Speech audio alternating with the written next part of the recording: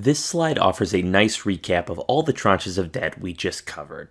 I won't bore you by rehashing what we just hit on, but you can see each type of debt organized from left to right in order of seniority, and all the other associated terms laid bare.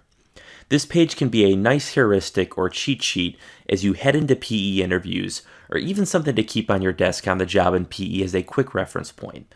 So in our LBO model, we're going to use almost every form of debt here.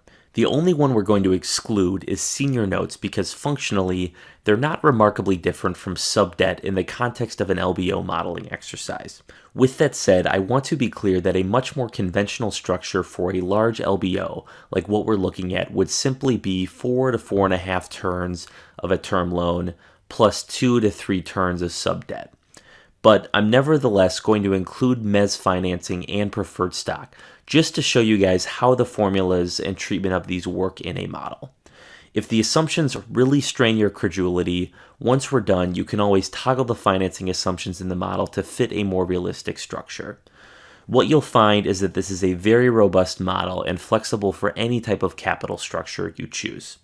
With that stated, let's turn to Module 5, where we will apply this knowledge to build out our financing assumptions as well as sources and uses.